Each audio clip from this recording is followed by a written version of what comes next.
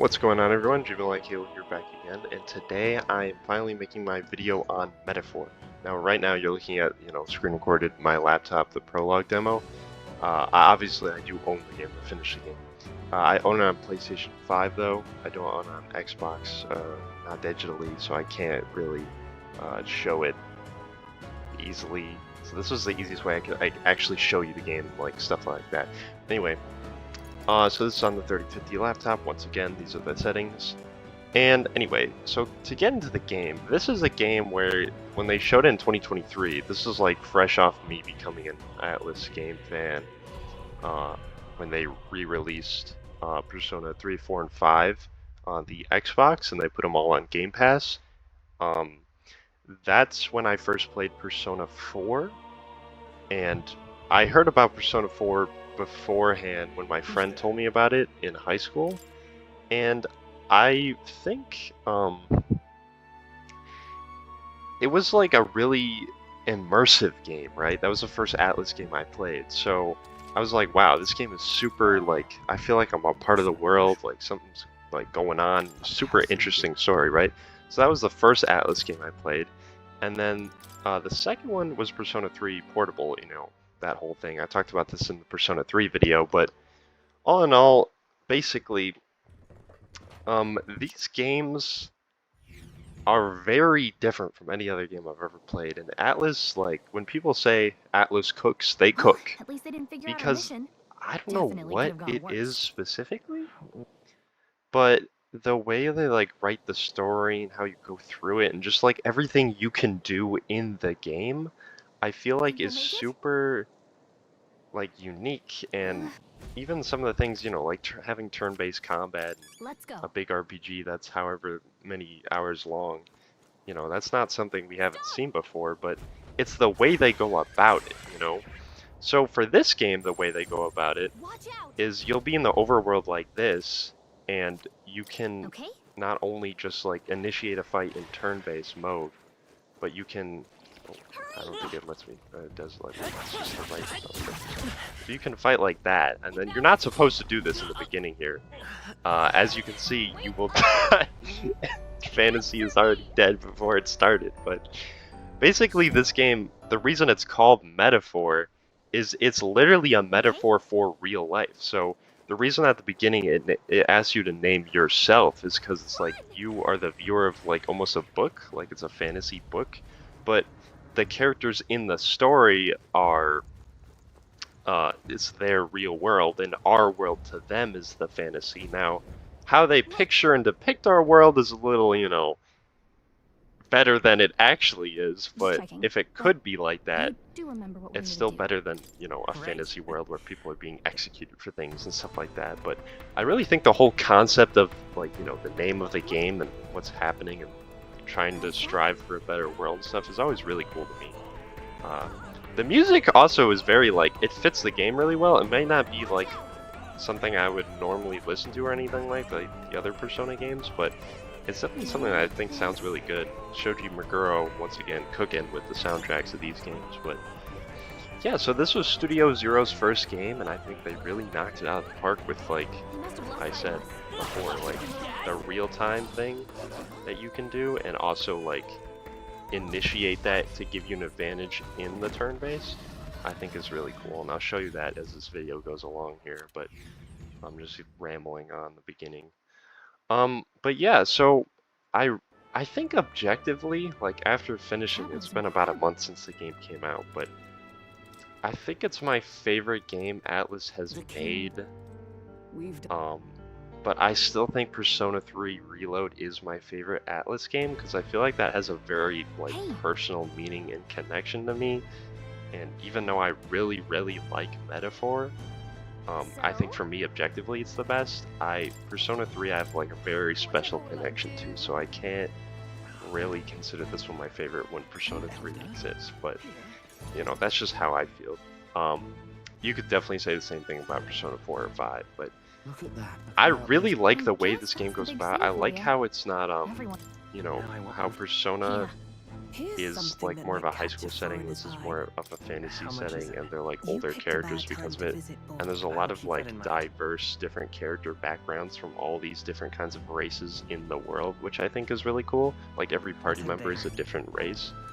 And I think it honestly paints like Persona 3. It's like it paints a really good picture on life and how you should be forming connections with people no matter who they are or what they you know, who they are as a person. Like it shouldn't matter what they identify or what race they are or anything like that. The only thing that should matter is, like, you know, their personality and how they care for others, and That must be the recruitment how center. they, you know, if they're nice to you and they care for you, you know, stuff like that. I'm getting off topic here, but I really like how it's like good. It has a good message like in it. Most of these games do, but like this one's like really like hit with me. I think it's really cool. But overall, like in terms of gameplay, I think it's cool how we have the real-time thing, but I think they can definitely do more with it. I think this is a really good start, and I think having a good start is important, but it almost makes me more excited for what Studio Zero does next, because Studio Zero is the old like Persona Studio. Persona Studio now is different people from Studio Zero, which was the people who originally made Persona 3, 4, 5. So the canon name for the protagonist, if you didn't know, is actually Will.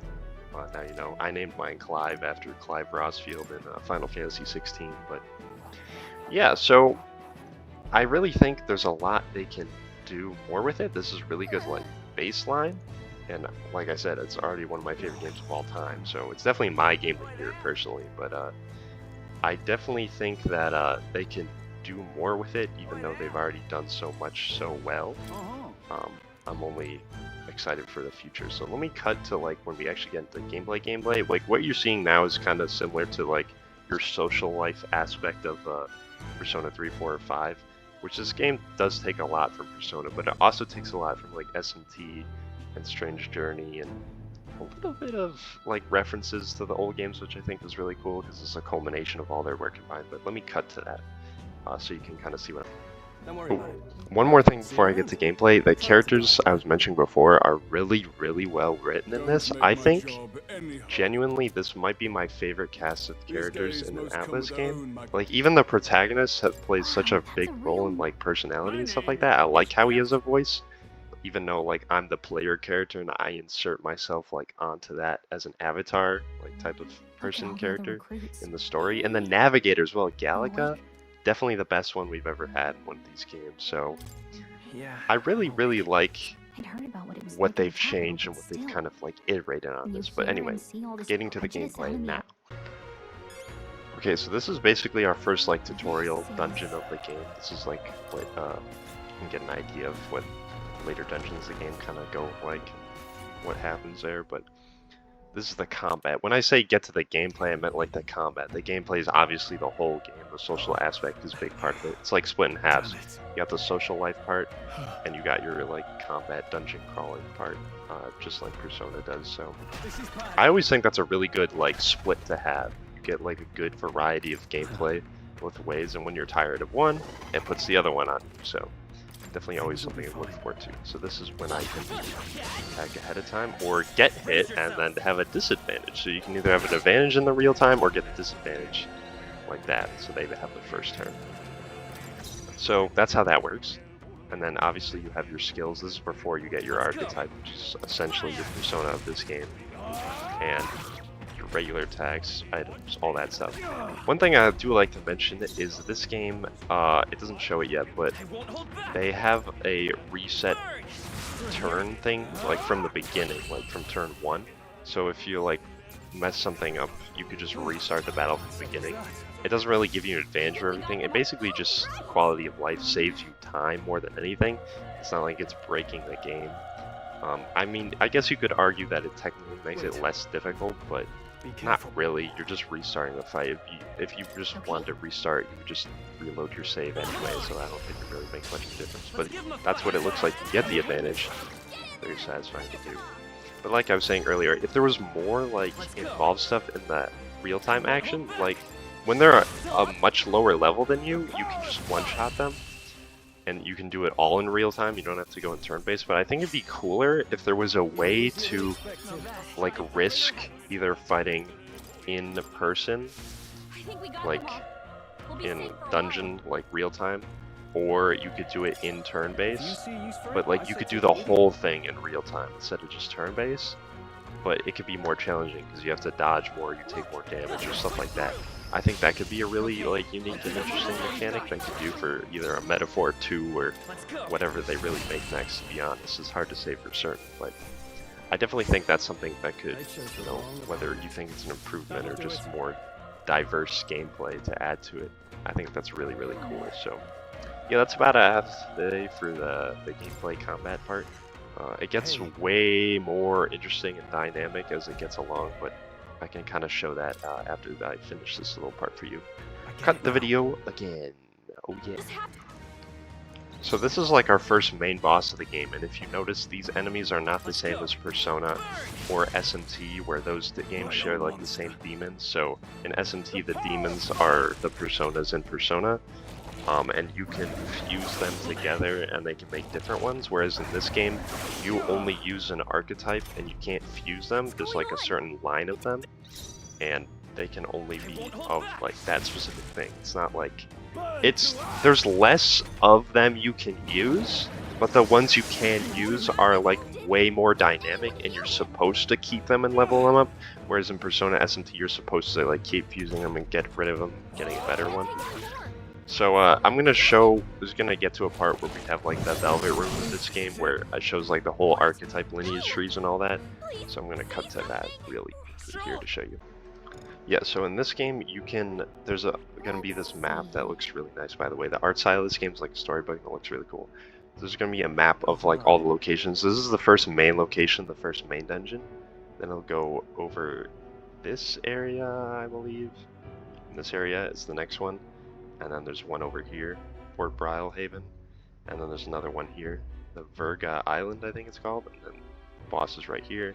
And then it takes like, when you travel between locations in this game, it takes like days, so you have to kind of account for the calendar system like the Persona games, where different activities take different amounts of time, so you have to plan ahead and do what you want. And then there's another city right here. And on the way to these things, there will be different activities that you can do, which is really cool. And then there's a little area here, but not like a super main destination. There's basically 1, 2, 3, 4 main big boy destinations in the game, but there's more than that dungeons. There's also side dungeons, like this one that I'm about to go into. So yeah, that's how the little map and travel system works. Okay, we are here in our Velvet Room equivalent, and this is how you have bonds in this game. Instead of social link, they're called bonds. And in this game, instead of going from level 1 to level 10, it's in 8 levels. And I feel like you also have plenty of downtime in this game to actually finish all the bonds to get to level 8. It's much more reasonable than Persona than trying to max out all 10, especially in Persona 3 when it's really tight on time. So I definitely think that's another really good thing that they added, but we're gonna get into the archetype system here real soon. Okay, so when you get every time you get a new bond with either one of your party members or a different like bond social link person, you will unlock a new archetype.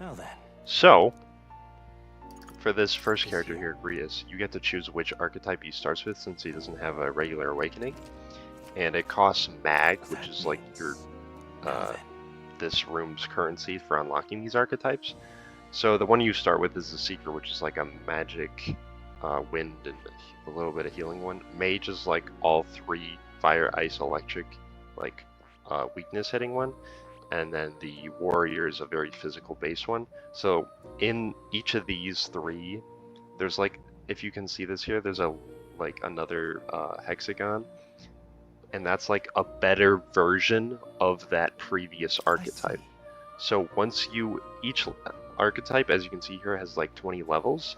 So every time you max level them, and sometimes you only have to get them to like 10 or 15 to unlock another line, you unlock like their better version. So they essentially like evolve like Pokemon. Every so many levels, you can gain that next line.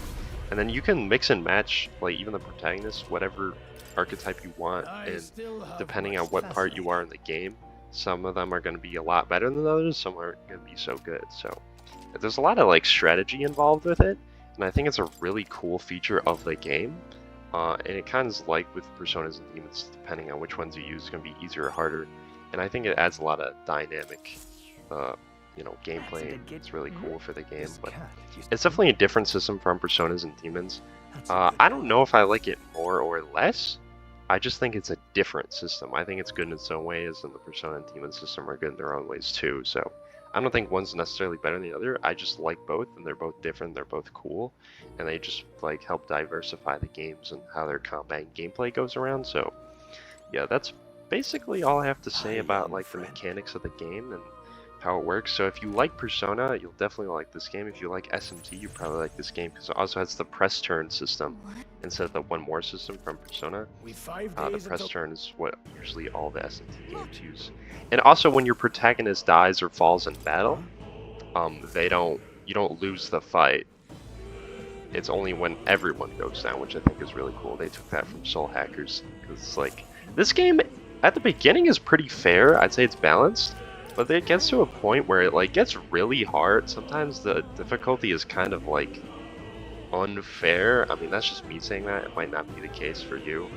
But I mean, there's a reason there's difficulty options in the game. But I'm saying that on normal, I feel like it's not totally normal. Sometimes it gets a little harder than I feel like it should be. But I don't know. That's just my opinion. But let me know if you think what you think of this game. I really think it's a great game. One of the best Atlus games for sure, if not the best. And let me know if you played the game, if you plan to play the game, what are your thoughts. And yeah, that's about all I have to say in this video. If you like what you saw, leave a like.